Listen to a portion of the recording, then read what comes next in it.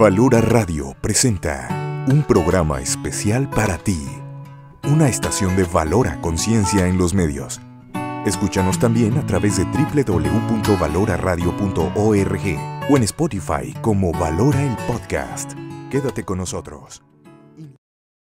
Hola, ¿qué tal, amigos de Valora Radio? Los saluda Rebe Torres. Es un gusto estar compartiendo con todos ustedes. Este es tu programa Valora tu vida sin adicciones. Nosotros somos un apostolado de Valora Radio, el cual tenemos reuniones virtuales todos los lunes a las 7:30 de la noche, hora del centro de México. Si tú te encuentras en algún otro lado fuera de México, puedes integrarte con nosotros. De hecho, nos gustaría que nos escribas, o me gustaría que nos escribieras, desde dónde nos estás sintonizando, que participes con nosotros.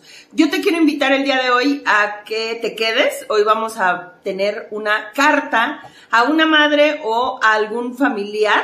Esta carta está dedicada para ti, que eres madre o eres el familiar de una persona que tiene alcoholismo. Y vamos a identificar lo que es algunas de las principales facetas iniciales o cómo se puede catalogar la enfermedad del alcoholismo. Quédate con nosotros, participa. Si tú eres una persona que convive con un alcohólico, que tu hijo tiene un problema de alcohol, tu pareja, algún hermano, tu padre tiene un problema de alcoholismo, pues quédate con nosotros.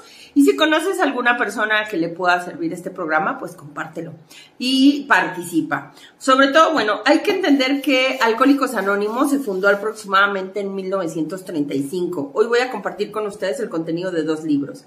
Este libro se llama El lenguaje del corazón, es del 75 aniversario precisamente de Alcohólicos Anónimos, y la verdad es que este libro es una joya. Yo siempre he dicho que para mí la literatura de los 12 pasos, la literatura, los libros que tiene todo lo que conlleva Alcohólicos Anónimos es una joya. Al 100% no comparto algunas cosas, pero el esquema que tienen es una joya, es un plan de vida, nos ayuda a conocernos como seres humanos independientemente de lo que es el alcoholismo o el problema del alcoholismo.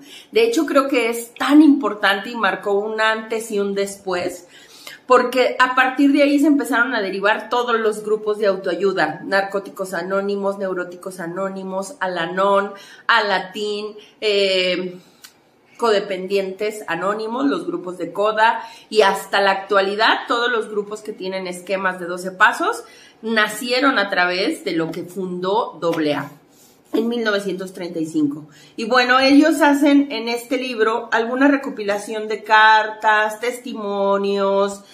Hay otro libro que se llama AA llega a su mayoría de edad, que es un libro donde hablan cómo experimentaron estos primeros años de poder hablar de una enfermedad o de poder diagnosticar una enfermedad que es el alcoholismo. De hecho, también les voy a compartir, porque ellos tienen una revista que hacían, desconozco si todavía lo llevan a cabo, pero cuando tuvieron el 40 aniversario, hay una revista de ellos que se llama Plenitud, y en esta revista hay un artículo muy bueno, porque habla, que yo quiero compartir con ustedes, esto que es el manual básico sobre el alcoholismo. Así es que hoy vamos a identificar, porque es muy claro que tenemos malos conceptos sobre el alcoholismo y hay que definir cómo se fue gestando este diagnóstico de una persona que tiene un problema de alcohol. Vamos a hablar hoy sobre un bebedor fuerte, un borracho ocasional y las facetas o el inicio de la faceta de la enfermedad del alcoholismo. Pero antes que nada, bueno, pues hay que entender que el fundador de esta corriente de Alcohólicos Anónimos es Bill W. Para los que no han visto la película, que he recomendado en algunas otras ocasiones, la película se llama Cuando el amor no es suficiente. Es la película del testimonio o la vida de Bill W, pero desde la perspectiva de su esposa. Es una joya la película. Si tú la quieres ver, mándame un mensaje, deja tus comentarios y te ponemos aquí el link para que la busques. La película relata cómo Bill W.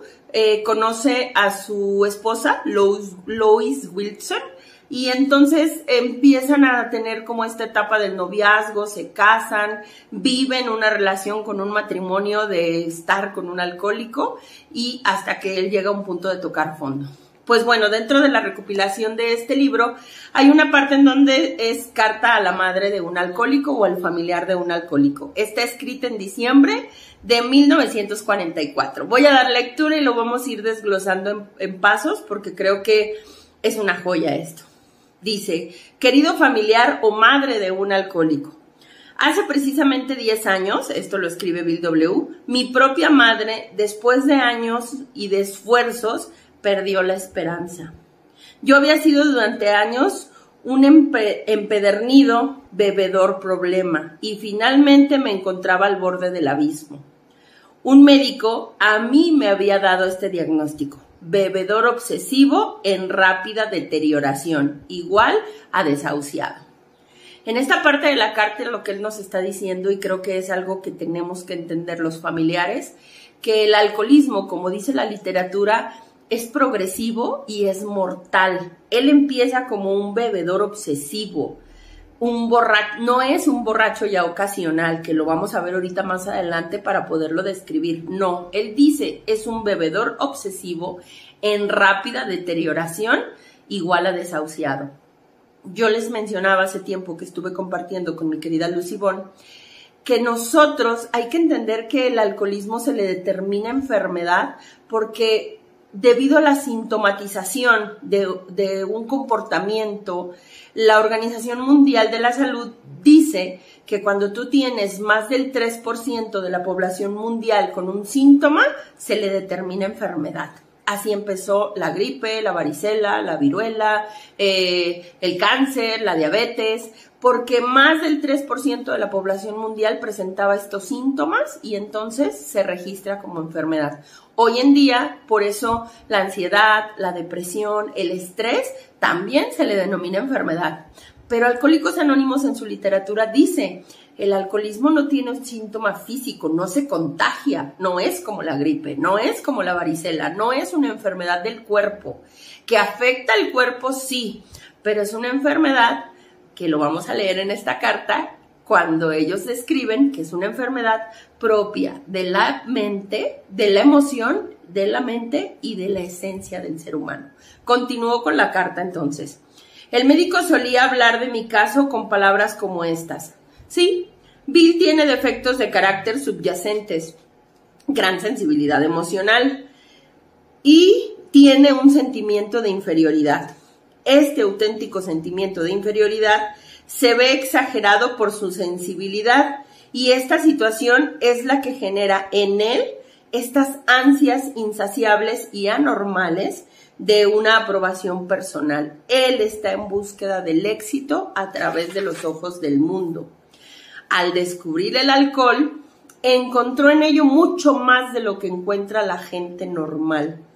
Para él, para tu familiar, para tu esposo, para tu hijo, para tu hermano, para tu padre, dice entonces, para él, el alcohol no es más que no es un mero tranquilizante, significa la liberación de sus conflictos internos que parecen estar manifestando un espíritu atormentado.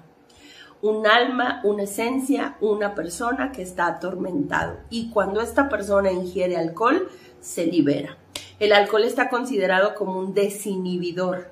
Una persona cuando bebe se desinhibe. Es capaz de decir cosas que no diría sobrios, es capaz de agredir que no haría sobrios, a menos de que seas un neurótico y que no te importe y que no tenga que ver el alcohol. Pero ahorita estamos hablando propiamente del alcoholismo. El alcohol entonces dice que a la persona no solo le representa un tranquilizante, le libera su interior, que hasta cierto punto hay una parte en los pasos que dice que cuando nosotros empezamos con este proceso de recuperación, lo que ha estado aprisionado por años en nuestro interior se libera. Antes, eso que estaba aprisionado en nuestro interior se libera a través del alcohol. Cuando tú empiezas un proceso de abstinencia y de terapia, esto que está aprisionado, estas emociones, este pasado, este dolor, se libera a través del compartimiento, se libera a través de la reparación de los daños, se libera a través de reconocer nuestros propios defectos de carácter o errores.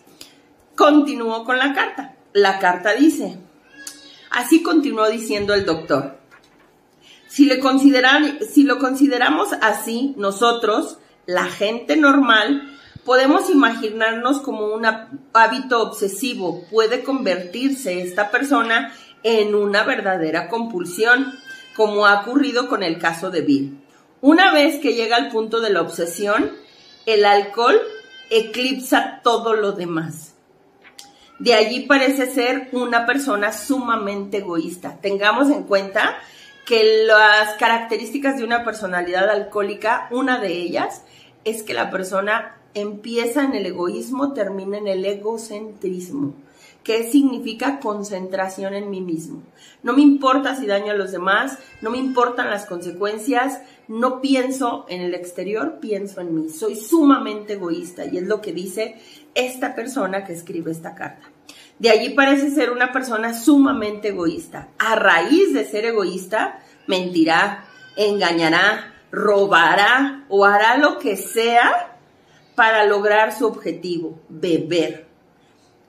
Naturalmente todos los que están a su alrededor se sentirán asombrados, desconcertados y en algunas ocasiones frustrados y decepcionados, porque creen que sus acciones son voluntariosas, pero esto dista mucho de la realidad.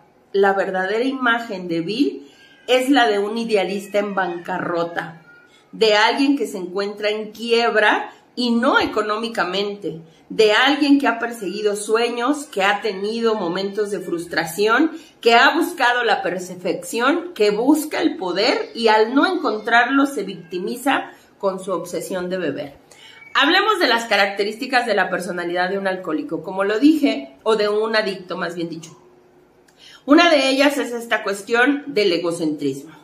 Otra característica es la compulsión. Es una persona que no sabe parar, no puede parar, desconoce los límites. Y aunque los ve, no los toma en cuenta, no le importan. Pero otra característica principal de una personalidad adictiva tiene que ver con las emociones. Y tiene que ver con que son personas que viven o a través de la frustración o a través del resentimiento. Las personas que ingieren la sustancia, en este caso hablaremos del alcohol, como lo dice arriba, es un proceso para liberarse, es un desestrés, en su mente les genera esta capacidad de paz, pero en el fondo lo que esta persona ha hecho es que dice que la verdadera imagen es un idealista en bancarrota. Porque basándonos en la historia de Bill W. Era una persona que terminó trabajando en la banca. Él estaba en la bolsa, y era una persona hasta cierto punto exitosa. A raíz del consumo de alcohol perdió todo. Perdió amigos, perdió trabajos. Dentro de esta película que yo les menciono, hay una etapa en donde se intentan ellos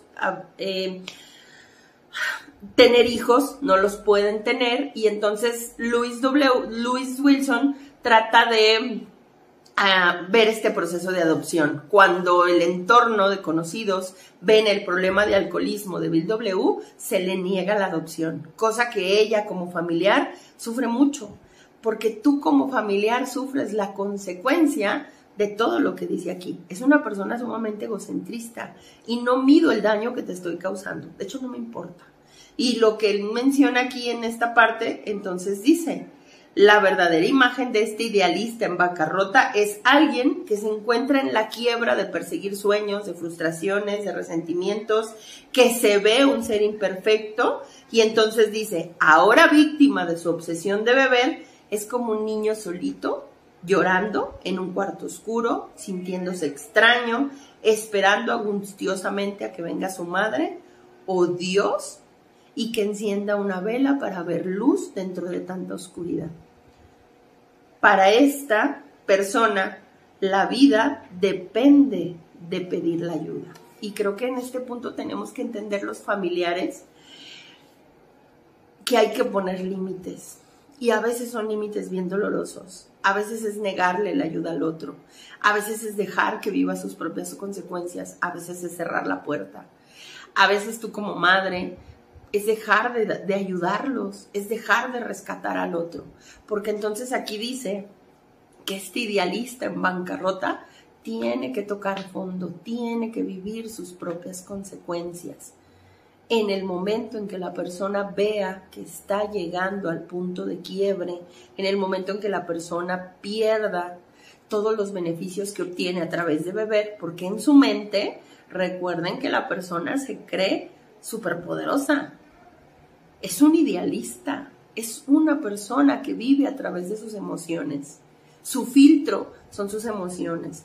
Sus estados de ánimo, su euforia, su alegría, su felicidad, depende muchísimo de sus estados emocionales.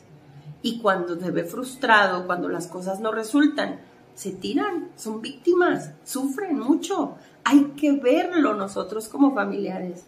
Dice la carta entonces: ¿tenía yo como alcohólico un carácter defectuoso? Por supuesto que sí. ¿Era yo también un alcohólico, un hombre enfermo? Sí, muy enfermo. No sé hasta qué punto yo era responsable de mi forma de beber. No obstante, no soy uno de aquellos que amparan la idea de que solo era un hombre enfermo. Sin duda, en los primeros años, yo tenía cierto grado de libre albedrío. Abusé de ese libre albedrío para el gran sufrimiento de mi madre, de mi esposa, de mis hijos, de mis familiares y de muchos otros a mi alrededor. Estoy profundamente avergonzado.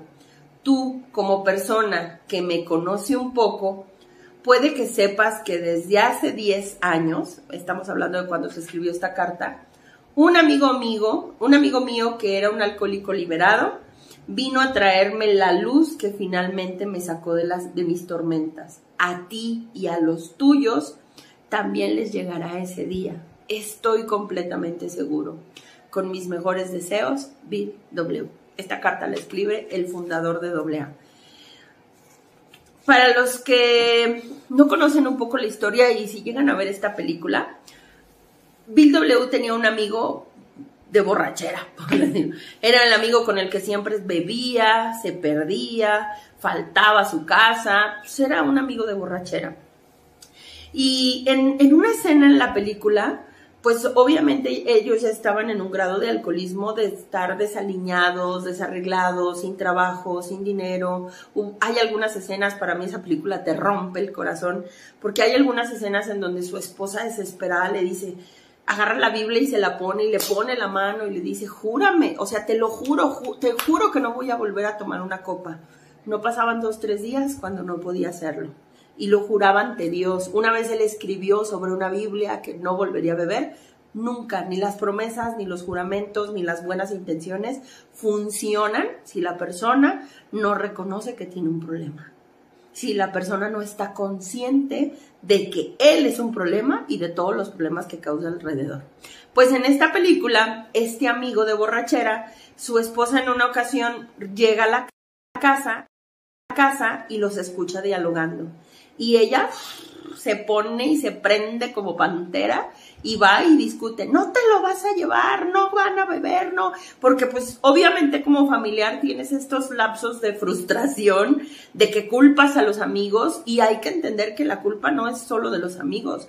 Él dice, yo abusé de mi libre albedrío, nadie me obliga, yo elegí estar en esos lugares.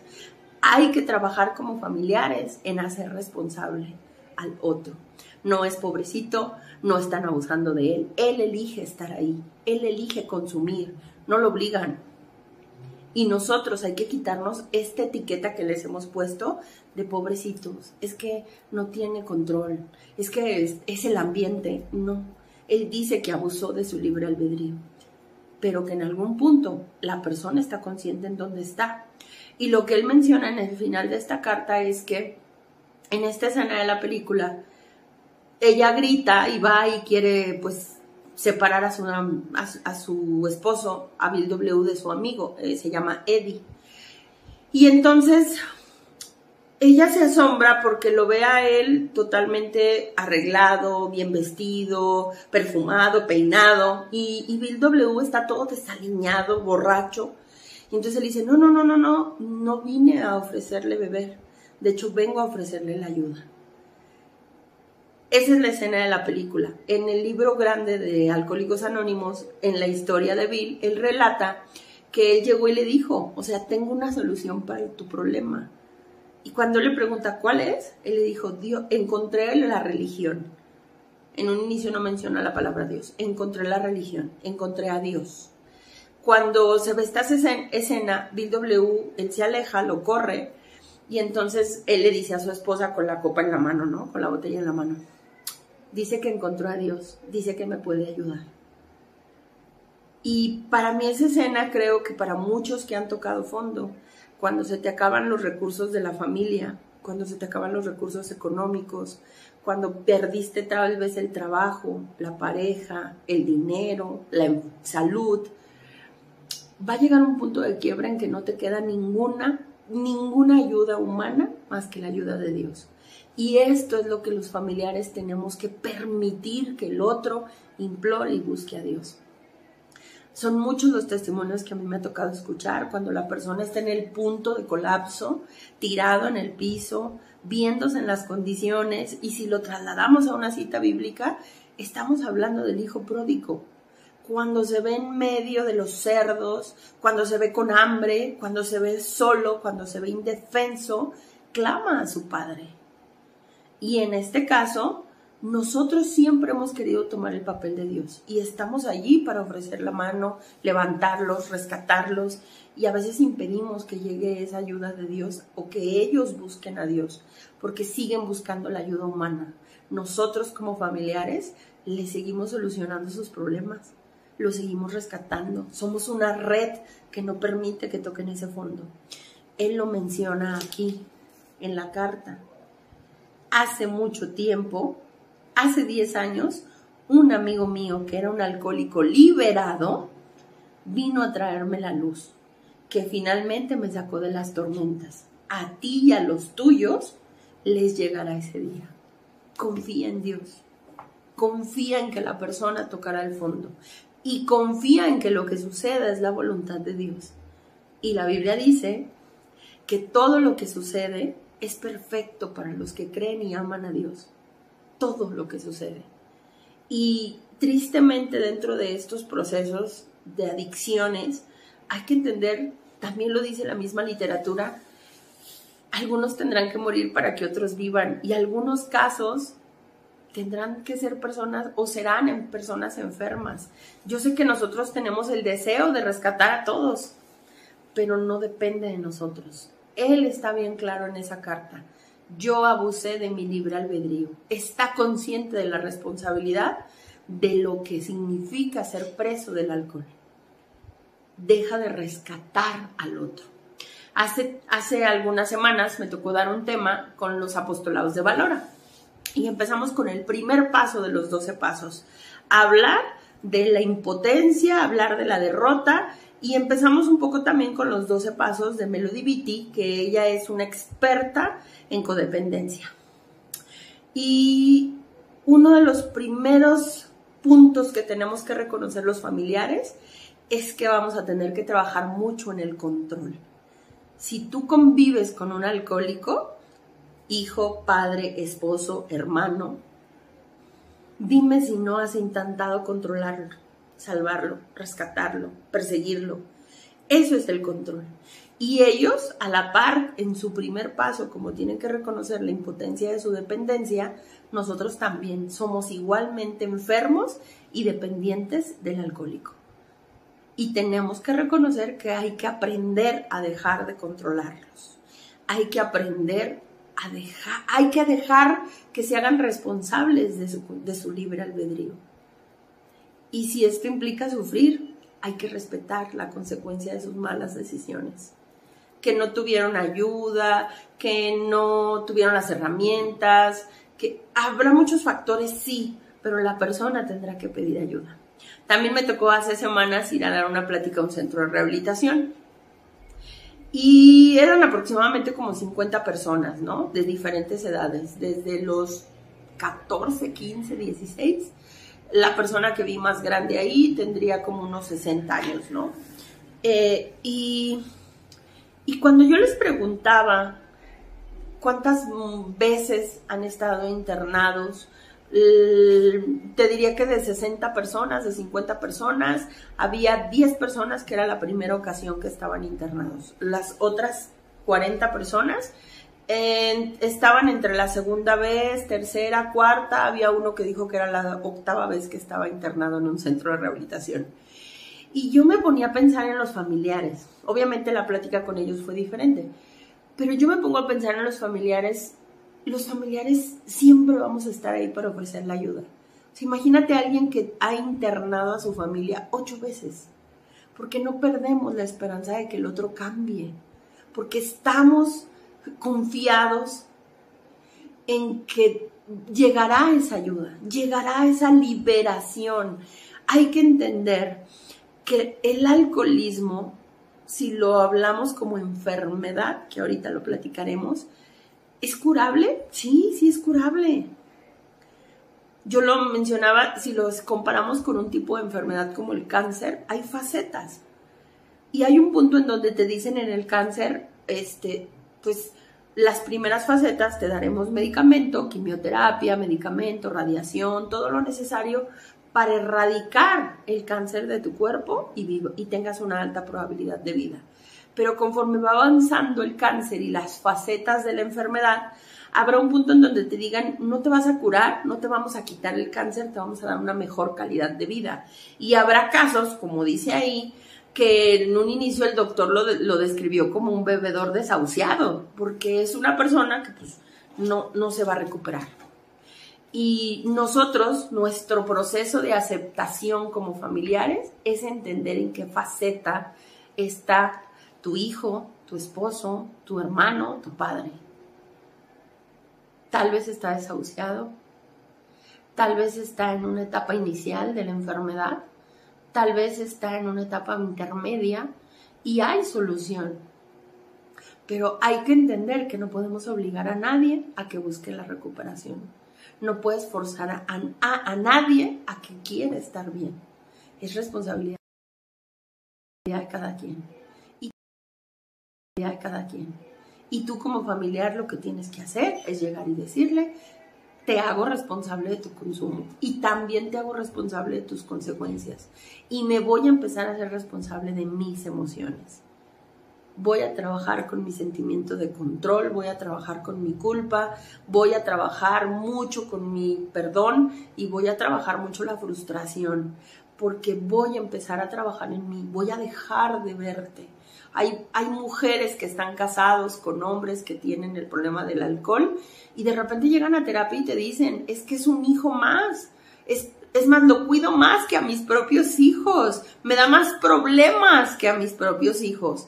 Y creo que ese es el error que hemos cometido tanto como familiares, como sociedad, porque el amor, por muy bien intencionado que sea, nos ciega y nos hace cómplices y nos hace tolerantes a este problema que es gradual. Las personas luego llegan a buscar ayuda y el problema es que la persona que consume o ingiere alcohol, entonces es, a mí no me vas a encerrar, yo no estoy mal, yo estoy bien. O sea, yo no te vengo a convencer si tienes un problema o no. Tu propia historia de vida, tus propias consecuencias te harán ver si tienes un problema o no. Porque hay que definir cómo es la enfermedad del alcoholismo. En los principios básicos o en este manual que habla, este manual básico sobre el alcoholismo, los principios básicos fueron publicados en 1950. Y entonces ellos hablaban del hecho de cómo conocer o cómo describir lo que era el alcoholismo. Dicen que hay una clara diferencia entre alcoholismo, enfermedad, una persona enferma de ingerir alcohol, bebedor social y borracheras. Y hay que tener muy claro nosotros también como familiares y hay que saberlo tratar y poner límites en cada fase. Este libro se divide en 15 capítulos y ahorita, pues bueno, solo vamos a abarcar las primeras partes. Yo creo que haremos, si les interesa, los siguientes capítulos de este libro para profundizar y abordar, porque creo que es un tema muy actual. Hoy en día los jóvenes, 17, 16, de hecho la edad promedia para el inicio de ingerir sustancias y alcohol, bueno, sustancias, alcohol, drogas, fumadas, inhaladas, inyectadas, tomadas. En promedio la edad inicial ahorita son 12 años. Y creo que cuando nosotros no abordamos estos temas con los adolescentes, hoy en día tenemos adolescentes que ya beben desde la secundaria, que ya se han puesto borracheras en la secundaria. Y ojo, no son alcohólicos, todavía no son alcohólicos. Eso lo vamos a ver ahorita en esto.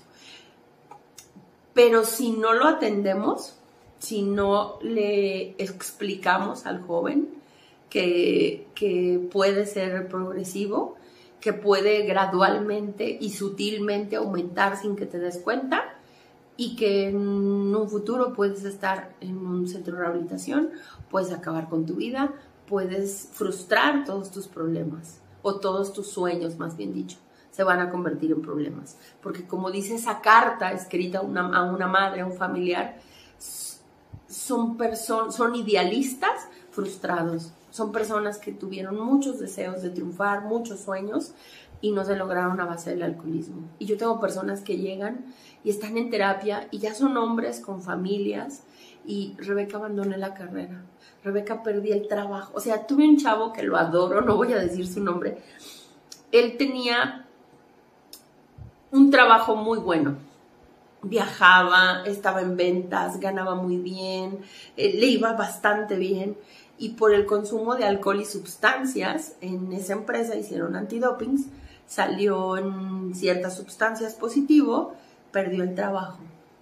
Y a raíz de perder ese trabajo, todo lo consecuente pues fue hundirse en el alcohol, hundirse en el consumo de sustancias, ir haciendo como esta degradación o caer, tocar fondo, que llegó al punto de trabajar en una oficina X, de no ser feliz, de estar frustrado, y personas que llegan a consulta y no realicé mis sueños, Rebeca, y este sentimiento de frustración, este dolor, esta emoción, el alcohol lo calma.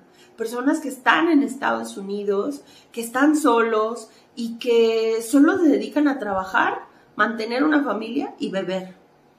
Y no se adaptan a una familia, no viven en una sociedad, no disfrutan el esfuerzo de su trabajo. Y el alcohol es este anestésico emocional que les trae muchos problemas, que es mejor que tomes una terapia. Y entonces ellos dicen, bueno, pues hay que identificar los conceptos del alcoholismo. La mayoría de las personas se determinó en estos años, cuando se estaba haciendo este estudio y este libro, que los alcohólicos muestran un patrón de síntomas que son particularmente parecidos en su conducta y en sus emociones. Y se repiten una y otra vez a través de que en un inicio se le llamó síndrome de adicción al alcohol, y esto estamos hablando en 1940. Posteriormente, esta investigación empezó a ver que hay que saber diferenciar lo que es el alcoholismo y cómo se empezó a hacer estudios y cómo se empezó a ver o a trabajar con estas personas.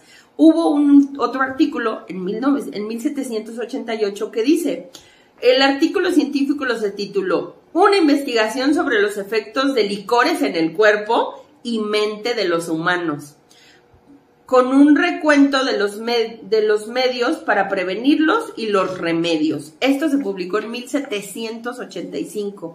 Y estamos hablando que el alcohol es, bueno, yo creo que desde los primeros años en que se pudo conocer el alcohol, todos han tenido excesos.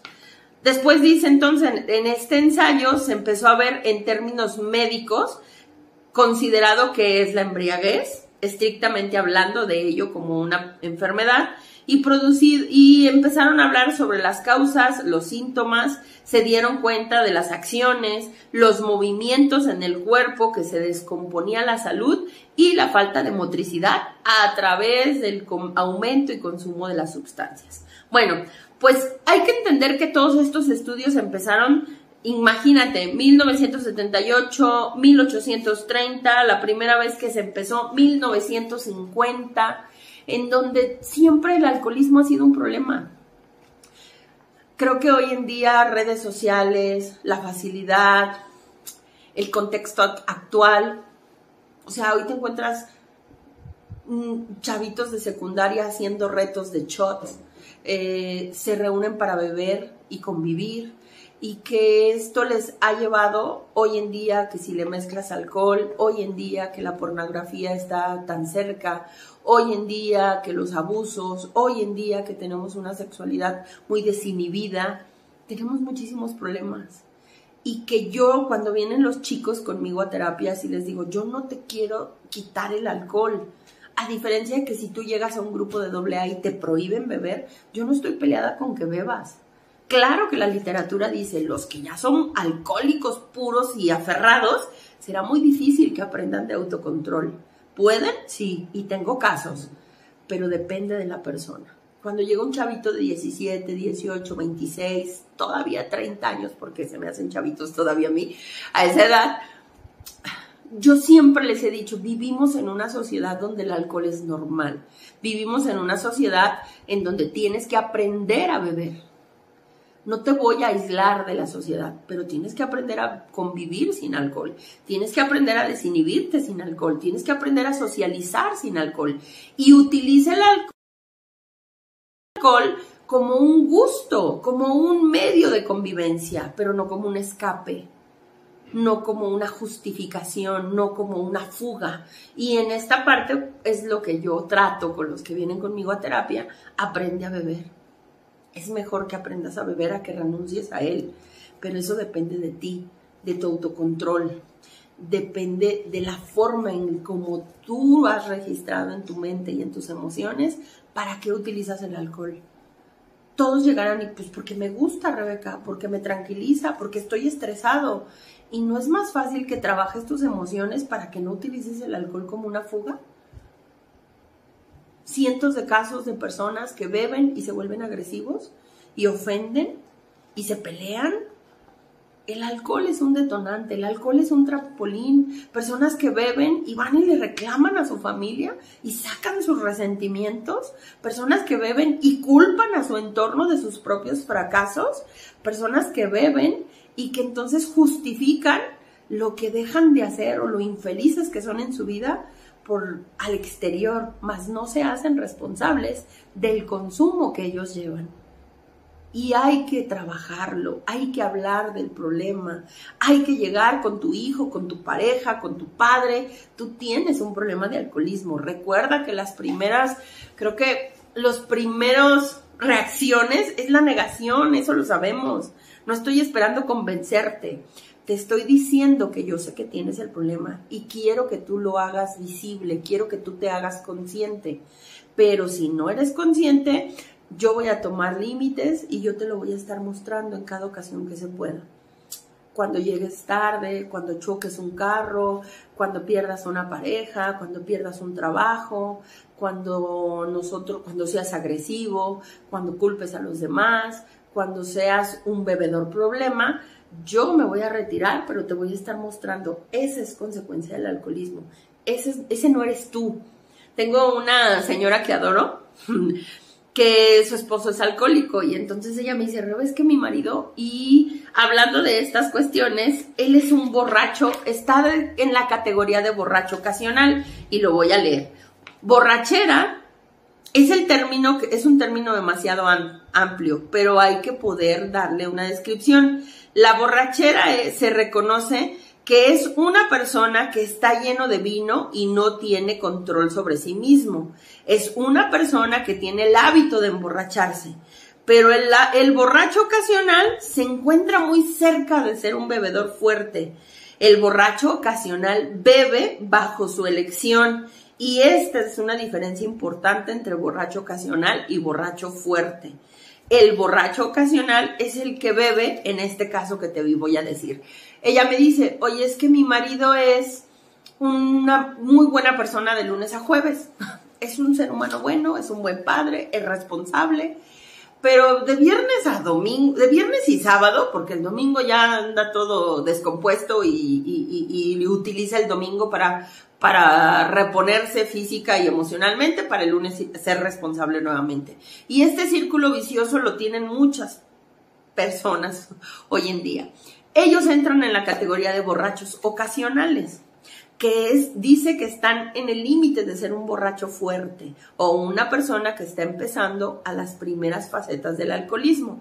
Porque son personas que tienen control de lunes a jueves, pero entonces viernes y sábados ellos eligen beber, abusan del alcohol, pero están bien conscientes que el lunes se van a parar a trabajar y entran en una faceta que se les llama borracho ocasional. El borracho fuerte, hay algo que ustedes pueden buscar en internet que se llama escala de alcoholimetría. Y la escala de alcoholimetría te va mostrando todas estas facetas. Porque entonces la pérdida de impulsos, la pérdida del habla, la pérdida de reflejos, todos los seres humanos que abusan del alcohol las vamos a vivir. Pero el alcoholismo se denomina a través de la cantidad que ingieres, a través del daño que te causa y a través del daño que causas a tu entorno. Entonces hay que entender que el borracho ocasional puede ser este punto. Es una persona que elige beber, abusa del alcohol, pero tiene control. Y entonces el borracho fuerte es la persona que también elige beber, pero entonces es la persona que bebe regularmente, todos los días, y hay abuso y también hay consecuencias. Yo le decía a una persona, puede haber una persona que todos los días se tome una copa de vino. De hecho, en culturas europeas es normal beber todos los días vino. ¿Es alcohólico? Una persona que bebe diario una copa de vino, una persona que bebe diario 2 cervezas, una persona que se prepara un vino, un cóctel diario, ¿es alcohólico? ¿Entra en la fase de alcoholismo? A ver, dejen sus comentarios, díganme ustedes qué opinan. Porque entonces eso se le denomina un bebedor social. Y esto viene en la escala de alcoholimetría.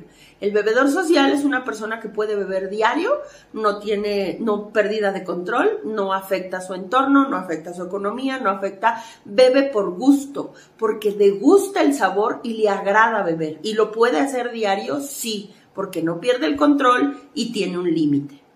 El borracho ocasional excede, pierde el control, le trae consecuencias, pero elige los días que bebe. El bebedor fuerte bebe todos los días, se pasa de los límites y le empieza a traer consecuencias. Consecuencias en su entorno, consecuencias en su salud, consecuencias en su economía, consecuencias en sus relaciones interpersonales, porque son personas que beben todos los días y que a través de beber se aíslan, su convivencia no es buena, son agresivos, buscan pelea, empiezan en esta parte en donde se les dice bebedor fuerte, bebedor problema.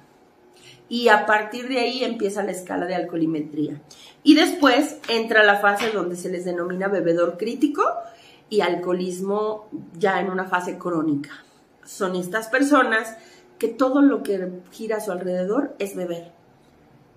Y todo, su economía, sus relaciones, su persona está deteriorada. De hecho, lo voy a poner porque ya en esa parte, como lo describía Bill en esta carta, ay, no me parece, como lo describió el médico, bebedor problema, que es un bebedor obsesivo en rápida deterioración. Igual a una persona que vamos tarde o temprano a desahuciar. Tú como familiar tienes que identificar en qué etapa está la persona con la que convives. Sea tu hijo, sea tu padre, sea tu esposo, sea tu hermano, sea un amigo. Yo tengo amigos que son bebedores ocasionales. Son responsables de lunes a viernes y son bebedores y en exceso, a veces sí, pero son responsables. Y creo que hasta cierto punto lo que más puedes hacer es llegar, acercarte, hacerles ver sus consecuencias y hacerlos que decidan o elijan ponerse límites, trabajar en los límites. Si es tu hermano, háblalo. Si es tu pareja, tienes que hablarlo, tienes un problema. ¿Qué vamos a hacer si esto es gradual? Yo a veces les digo, es que cuando tú convives con un alcohólico y no abordas este tema, tú puedes llegar un día a terapia y decir, es que tenemos un problema de este tamaño, pero hace 10 años a lo mejor el problema era de este tamaño, lo dejamos crecer, lo dejamos que sea. Recuerda que el alcoholismo y cualquier comportamiento adictivo de ingesta es progresivo y es mortal. No se queda en la misma cantidad, porque si te quedaras en las mismas cantidades y la misma recurrencia, no eres un alcohólico, estás en un bebedor social, estás en un borracho fuerte, en un borracho ocasional, perdón. Pero creo que si ha sido un problema, que yo les digo que es como una bola de nieve que va creciendo, va creciendo, va creciendo, va creciendo, hasta que tenemos un problema enfrente y no sabemos cómo tratarlo y no sabemos cómo abordarlo. Y tenemos que poner límites como familiares. Si tu pareja, si tu hijo no quiere pedir ayuda, pídela tú. Tú tienes que aprender a poner límites. Tienes que trabajar mucho en el desapego, en la culpa, en que si tú dices no, en que si tú dices basta, tengas este valor para cumplir las consecuencias y tengas este valor para distanciarte del otro. Dejemos de sobar o de consecuentar o de apapachar que el alcoholismo es normal. El alcoholismo no es normal. Puede ser un bebedor ocasional, puede ser de repente un borracho ocasional y está permitido, sí, yo les digo a algunos, nadie estamos exentos de tener una fiesta y pasarte de copas y es ocasionalmente y creo que hasta tu misma familia o el entorno un día lo entenderá, se le pasaron las copas. Hay que poner límites y que no sea recurrente, pero si es una situación en donde es recurrente, es diario, es siempre, con las mismas consecuencias y con los mismos problemas y tú no has puesto límites, tú eres cómplice de este círculo vicioso del adicto y su familia. Yo te recomiendo que veas esta película. Esta película se llama Cuando el amor no es suficiente y creo que hay que entender que llega un momento en que ella también tocó fondo, ella se rindió, porque hay que entender que nosotros como familiares hay una regla que tienen mucho en los grupos de Al-Anon, las 3 letras C, yo no lo voy a curar, yo no lo causé y yo no lo controlo. No lo curas, no es tu culpa, no lo controlas. Y trabaja en tu propia persona. Esta carta para ti que eres un familiar, esta información para ti que eres un familiar de un alcohólico, espero que te sirva mucho. Si conoces a alguien que convive con una persona que tenga problemas de alcoholismo, compártele la información, pásale este tipo de libros, toda la literatura. Yo a algunos les digo, la literatura tenemos un prejuicio porque dice AA y hasta lo decimos en broma, pero de verdad hay como este libro que tiene recopilados, como todas las investigaciones que han hecho, como las convenciones que tienen, como los 12 pasos, a mí me parecen una verdadera joya. Entender que sí es una enfermedad, entender que lo que oculta el consumo de alcohol son problemas más profundos. Y es pasado que se tiene que trabajar en terapia, pero acuérdate que dice esta carta, en algún momento yo recurrió a mí esta ayuda, esta persona, y encontré la luz. Me liberé de esa obsesión. De hecho, el segundo y tercer paso, sobre todo el segundo paso, dice, el humano no te va a ayudar. Y el único que te puede arrancar la obsesión de beber, la obsesión de sufrir, el único que te puede liberar es Dios. Aunque ellos digan poder superior, es Dios. Ningún humano va a llegar y te va a tocar y te va a arrancar la obsesión de beber.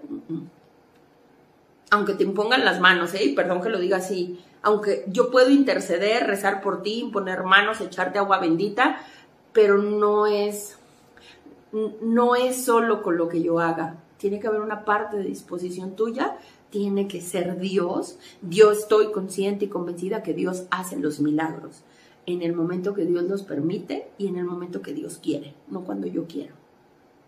No puedo imponer la recuperación de nadie. No puedo forzar a nadie a que esté bien, pero sí puedo trabajar en mí y trabajar en mis emociones y trabajar en mi persona.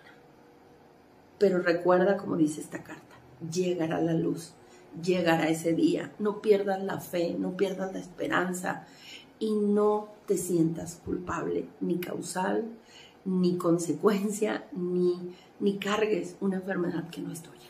Mi nombre es Rebe Torres, me despido, espero que me acompañes como todos los viernes a través de Valora Radio, y los que quieran estar en contacto con su servidora, pues estamos en la página de 500 metros. El canal de YouTube también lo pueden buscar así, 500 MTS, abreviado, 500 metros, y cualquier cosa pues estamos en contacto. Deja tus comentarios y ahorita platicamos.